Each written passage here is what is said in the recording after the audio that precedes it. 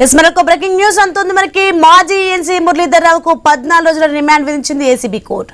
ఆదాయానికి మించిన ఆస్తుల కేసులో నిన్న ఆయన అరెస్ట్ చేశారు. ఆయన పేరిట భారీగా ఆస్తులున్నట్లు గుర్తించారు. నిన్న బంజారా హిల్స్ లోని మురళీధర్ రావు ఇంటితో పాటు మరో 11 ప్రాంతాల్లోనూ ఏకకాలంలో సోదాలు నిర్వహించారు. ఆయనతో పాటు కుటుంబ సభ్యులు బినామీల పేరిట ఉన్న చర స్థిరాస్తుల్ని గుర్తించారు. నిన్న ఉదయం నుంచి రాత్రి వరకు తనిఖీలు కొనసాగాయి. రైట్కి ఈ అంశానికి సంబంధించి మరింత సమాచారం మా ప్రతినిధి ప్రవీణ్ ఫోన్లలో అందిస్తారు. ఎస్ ప్రవీణ్. అయితే అక్రమ ఆస్తుల కేసులో ఇరిగేషన్ శాఖ మాజీ ఇంజనీర్ ఇన్ చీఫ్ మురళీధర్ రావును ఏసీబీ నిన్న రాత్రి అరెస్ట్ చేసిన సంగతి తెలిసిందే. మురళీధర్ రావును ఏసీబీ కోర్టులో హాజరుపరచగా ఆయనకు కోర్టు 14 రోజుల రిమాండ్ కూడా విధించింది. అనంతరం ఆయనను పోలీసులు సెంట్రల్ జైలుకు కూడా తరలించినట్టుగా తెలుస్తుంది. ఈ కేసులో ఏసీబీ అధికారులు మంగళవారం తెల్లవారుజామున నుండి ఆయన నివాసంతో పాటు 11 ప్రదేశాల్లో సోదాలు నిర్వహించారు.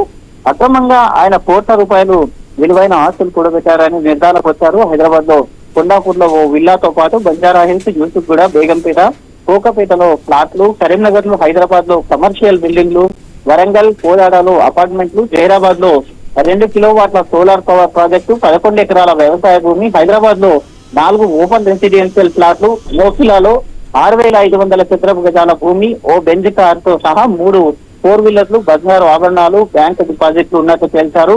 మురళీధర్ రావు తన పదవిని ఉపయోగించుకొని అక్రమ ఆస్తులు సంపాదిస్తున్నట్టుగా ఏసీబీ అధికారులు పేర్కొన్నారు. అదేవిధంగా వరంగల్, కరీంనగర్ లో కూడా ఇతనికి సంబంధించిన బంధువుల ఇళ్లలో కూడా సోదాలు నిర్వహించారు. మురళీధర్ రావు అక్రమ ఆస్తుల కేసు దర్యాప్తులో భాగంగా ఏసీబీ అధికారులు కూడా మంగళవారం కరీంనగర్ జిల్లాలో సోదాలు నిర్వహించారు. హనుమకొండలో న్యూ చాంపేటలో మురళీధర్ రావు కుమారుడు అభిషేక్ తన మిత్రులతో కలిసి 3 ఎకరాలు నిర్వహిస్తున్నటువంటి అపార్ట్మెంట్ లో వరంగల్ ఏసీబీ అధికారులు కూడా తనిఖీలు నిర్వహించారు. మొత్తం టోటల్ గా ఈయనకు సంబంధించిన లావాదేవీలు కూడా పరిశీలించిన మేమట ఆస్తులకు ఈ యొక్క అయితే